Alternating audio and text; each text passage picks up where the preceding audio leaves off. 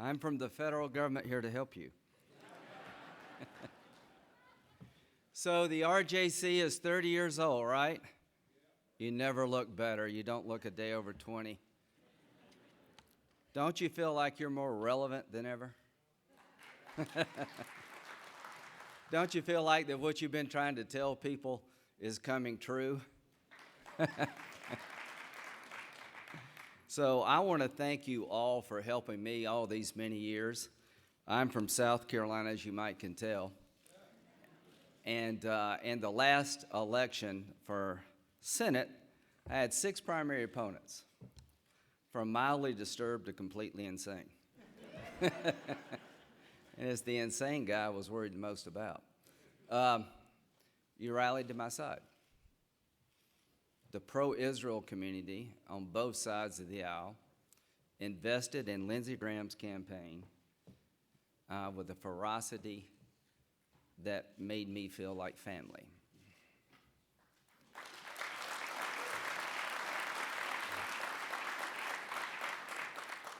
We are family.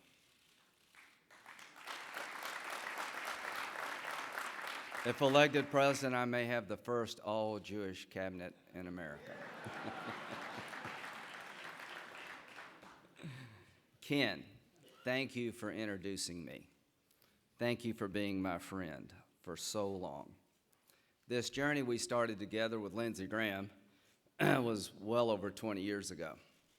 I had a guy show up at my office when I was running for Congress, the first Republican to win the 3rd Congressional District since 1877 in South Carolina. Strom Thurmond knew the guy, I didn't. He said he was a nice fella. We change senators every 50 years in South Carolina where we need to or not. There's a guy that showed up in my office and said, I'm from AIPAC. I said, that's great. What's AIPAC? I'm here to help you. And they did. The bottom line is that the pro-Israel community, AIPAC, RJC, and others, have been very, very helpful to making sure those of us in Congress who understand the commonality between Israel and the United States are elected. Shared values, shared enemies.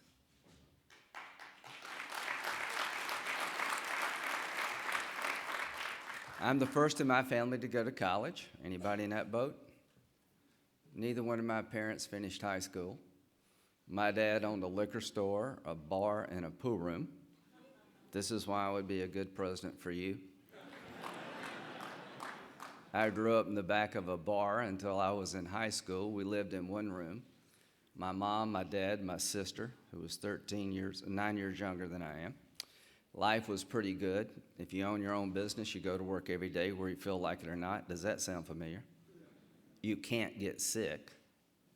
I ran the pool room as a kid. This is why I would be good regarding the Iranians. I know a liar when I see one.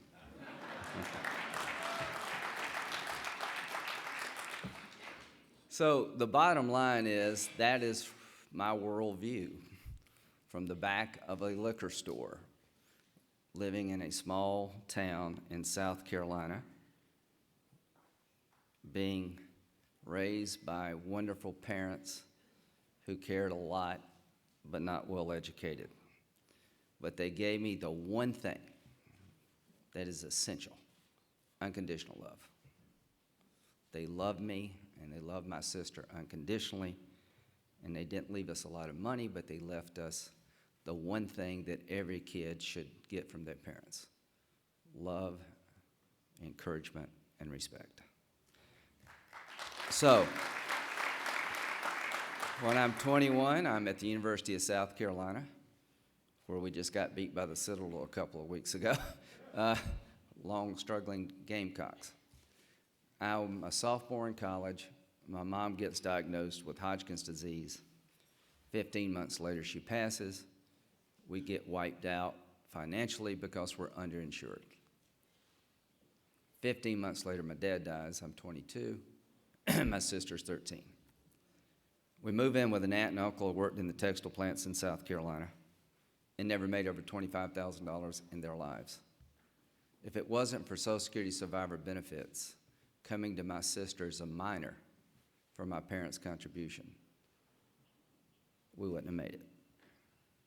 I don't need a lecture from a Democrat about Social Security. If it weren't for college loans, my sister would not have gone to school. I don't need a lecture about how hard it is to send your kids to college. I paid the medical bills until I got out of the Air Force. I don't need a lecture about what happens if you get sick and you lose everything because you're underinsured. The Republican Party has the best chance to win the White House in a very long time. Do you agree with that?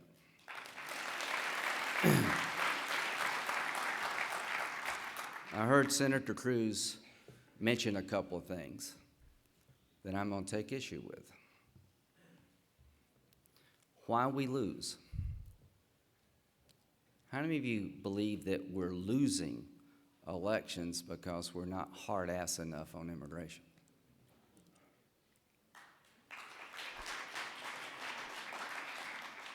Well, I don't agree with you.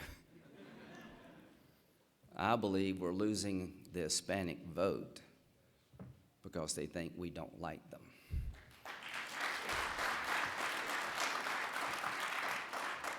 I believe that it's not about turning out evangelical Christians.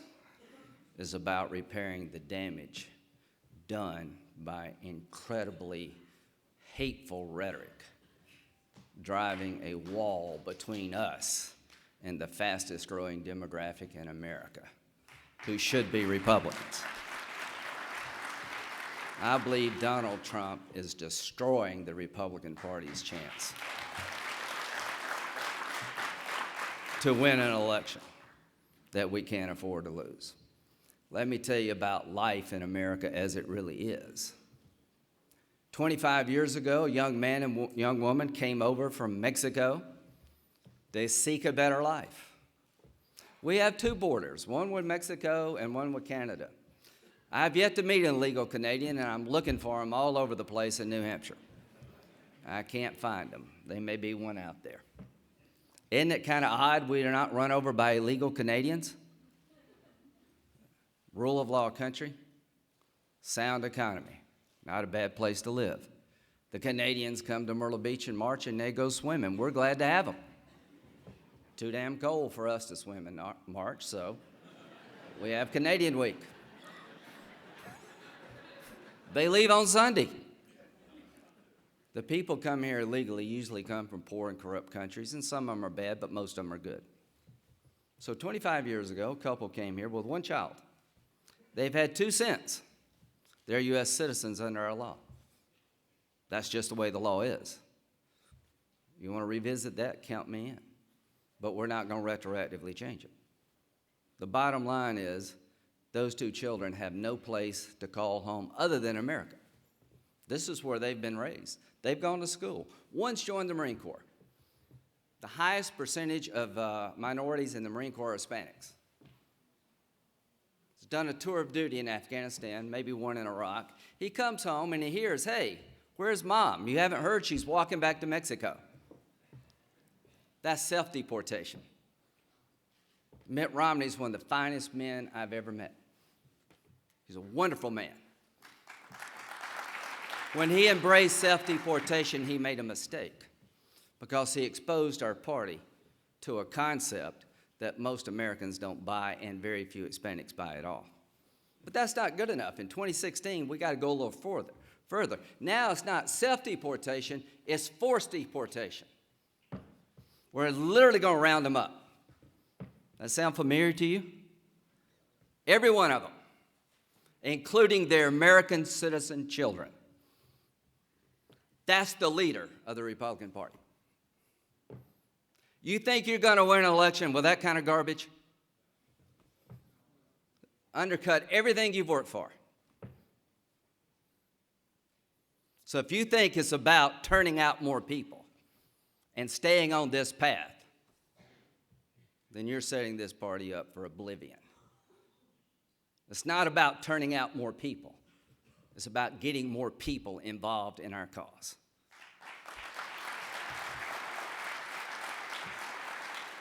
It's about looking the Hispanic American in the eye and say, we get it. You're pro-life, you're entrepreneurial, you're very hardworking, you're very patriotic. Be part of our cause. Is the Marine Corps legal American citizen going to vote for a party that wants to deport his mother? I don't think so. And if you do, boy, I'm your worst choice. You really want to win this election? Do you really want to win this election? Well, start taking everything that we say seriously and push back when we make absolutely no sense. I wanted to come here and talk about foreign policy, my 36th trip to Iraq, to tell you how bad things are, and I'll get there in a minute. But after Mr. Cruz, I'm going to talk to you about winning an election. How many of you believe we've got a problem with young women as Republicans? What do you think that problem is? Any idea? What? It's a variety of problems. How about abortion? Any of you think that that does create a problem for the Republican Party? I think you can be pro-life as you want to be, as long as you're sincere, and as long as you have a reasonable approach to the pro-life issue. I am pro-life. We're not going to lose this election because you're pro-life. Hispanics as a group are pro-life. African Americans are more supportive of traditional marriage than any demographic in the country. It's not because of social issues that we will lose. It's positions we take regarding social issues that can disconnect us from America at large. How many of you believe that there should be an exception for a woman who has been a victim of a rape and has become pregnant? I don't believe you can be pro-life and win an election. But if you're going to tell a woman who's been raped she has to carry the child of the rapist, you're losing most Americans. And you asked a question to Ted Cruz. How do you get a pro-choice person to vote for you? Let me tell you what I will do.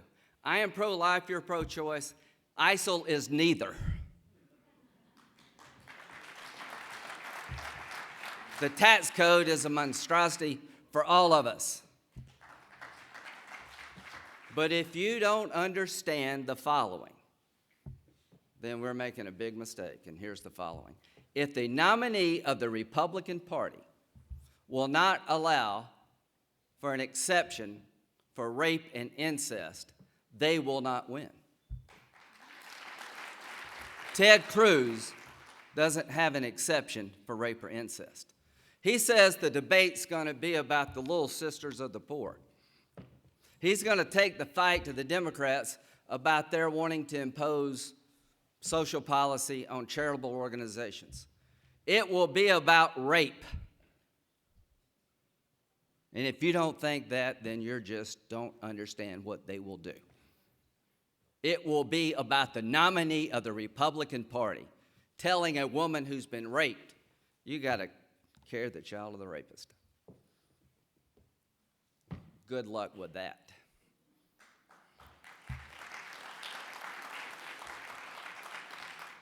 Not the speech you thought you were going to hear, right? Not the speech I thought I was going to give. But he didn't answer the question. He did not answer the question. I'm going to answer the question. We will lose if that's the position of the nominee of the Republican Party. We will lose young women in droves. And if we continue this garbage about illegal immigration and everything is amnesty, we're going to go from 27% to single digits. And if you want to ask Hispanics why they've gone from 44% of support for the Republican Party to 27%, they'll tell you, we don't think you like us. And given what I've heard, I would be in their camp too. So a little bit about me. I've come from the reddest of red states. I was called Lindsey Gomez, Lindsey Gramnesty. My whole primary was around me working with Democrats 3 different times to find a comprehensive solution to a broken immigration system. I've come to conclude that securing your border is required, controlling who gets a job is essential, but you're not going to deport 11 million illegal immigrants. You can't do it. You shouldn't do it.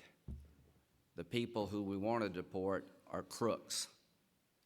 As to the rest, you can stay on our terms. Speak our language. I don't speak it well, but look how far I've come.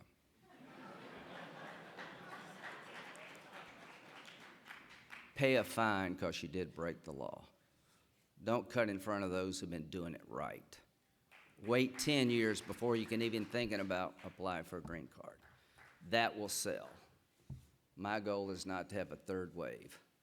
I've taken a beating over this issue. Let me tell you why I can beat Hillary Clinton. Her definition of flat, broke, and mine are a bit different.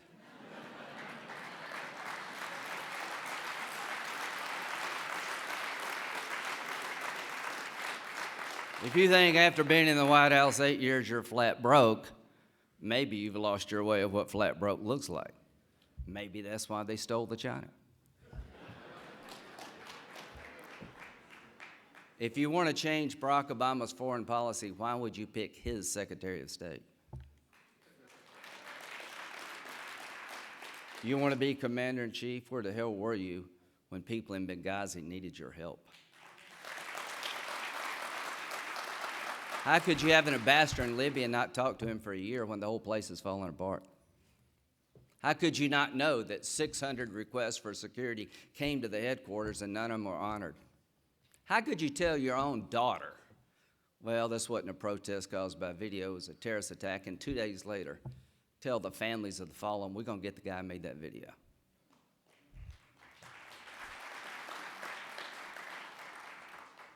Put me in the ring with her. Give me a chance. I'll win. Then I'll govern this country in a way that it should be governed. I will bring us together. I will work with Democrats to fix a broken immigration system. I will work with Democrats to get us out of debt before we become Greece. I'm running as a Republican and am proud of it, but I am here to tell you the next president needs to be a better American than a Republican or a Democrat.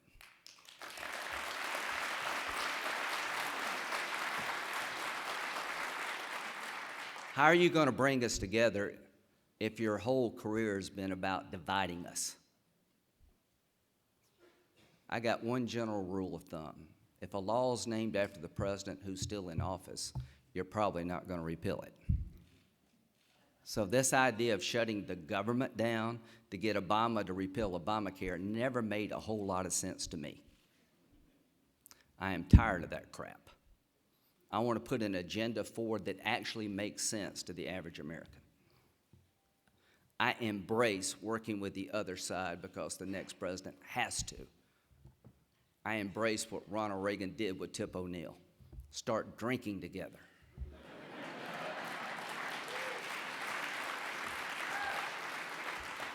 And find a way to save Social Security.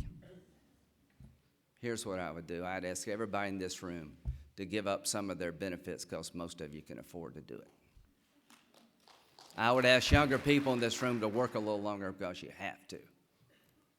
I would do revenue because the Republicans have to give some too. I wouldn't raise rates, but I'd eliminate deductions and credits, and I'd pay down debt to get the Democrats in a room to have a discussion about getting us off track in terms of becoming Greece. 80 million baby boomers are going to retire in the next 25 years, and we better have a plan to deal with it. If we don't, we lose our way of life. We can't defend ourselves because all the money goes to Medicare, Social Security, and interest on the debt. That is a ticking time bomb. Have you heard of Simpson Bowles? I'm ready to do something like that. I'm ready to challenge you, and I'm ready to challenge the Republican Party. Are the Democrats ready to be challenged? I hope so. because I get to be president, they're going to be challenged. I'm at 1%. The election is still a long way away. Help me stay in this race.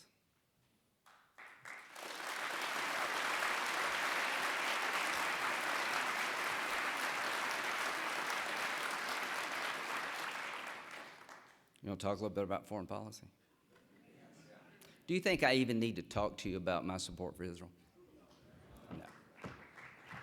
I'm the first guy to go to the RJC event and never mention Israel in 15 minutes. You know why? Because I don't have to.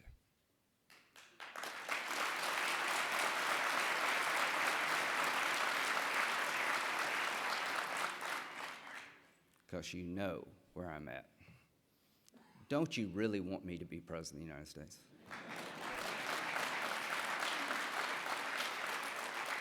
In your heart of hearts, don't you want me to be by Bibi's side? Don't you want me across the table from the Ayatollah? Don't you want me to be commander-in-chief because I've walked in their shoes? How many of you believe that I would go on offense on day one? How many of you believe that if I told the Iranians I'm going to tear this deal up, they would believe it? And if somebody running for president on our side says, I wouldn't tear the deal up, then you don't understand the deal. Because if it's fully implemented, it's a death sentence for Israel. They don't even have to cheat. Who in their right mind would give the Ayatollah $100 billion to do anything he wants to with without changing his behavior? John Kerry. Never let someone negotiate with the Iranians who's never bought a car.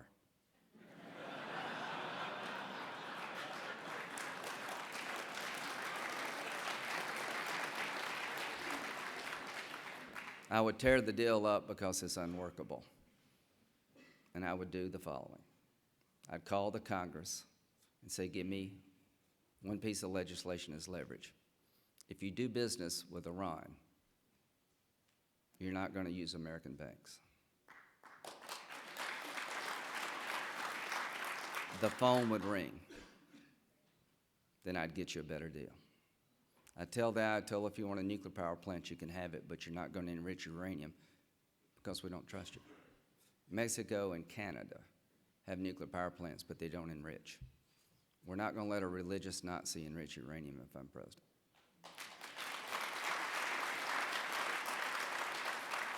You're not going to get a penny of money and another weapon until you stop becoming the largest state sponsor of terrorism. If you try to break out, I will stop you. If you want a war, you will lose it. My goal is to take off the table the nightmare of all nightmares, a weapon of mass destruction in the hands of a radical Islamist who would use it. That's the number one threat to mankind. It's the way the second Holocaust becomes a reality. If you don't stop this deal and replace it with something else, every Arab in the region is going to want their own nuke. And our friends in Israel are in an untenable position. I understand why this is a bad deal, but I have the credibility in the region to get you a better deal. I've been there 40 times in the last 10 years. I know everybody worth knowing. I am intent on stopping this deal and stopping this regime before it's too late. Ted Cruz says he'd keep Assad in power. I sure as hell will not. I am not going to give Damascus to the Iranians, Baghdad to the Iranians. There's a corridor between Damascus to deep in the heart of Lebanon where Hezbollah can transport weapons that are going to be used against our friends in Israel. As long as Assad's around, Hezbollah has a partner. Do you agree with that? If I'm president, Assad's going standing up or laying down, but he is going. ISIL will be destroyed. I'm the one guy that can go to every Arab leader in Turkey and say, we're going to use your armies and we're going to go in and pull the caliphate up by the roots and kill every one of these bastards we can find, and we're not leaving until the job is done. They will follow me. They trust me. Then we'll turn to Assad, Russia, and Iran and say the following. We're going to let Syrians pick the next leader of Syria, not the Ayatollah, not Putin. And if Russia and Iran wants to fight the entire Arab world, Turkey, and Western powers, they're welcome to do so. If you want to fight for the butcher of Damascus, be my guest, Putin. You got 18 planes and 6 of them can't fly. He's got a pair of twos and we got a full house and he's kicking our ass because we got somebody that doesn't know how to play cards.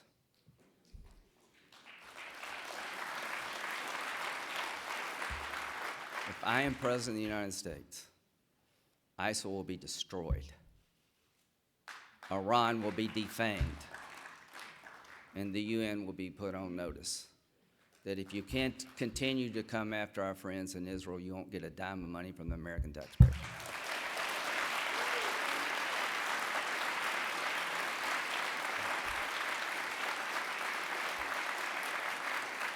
There are 3 threats to the state of Israel and the United States. 2 to common, 1 unique to Israel. Iran with a nuclear weapon is the nightmare of all nightmares for the world, but particularly the one and only Jewish state.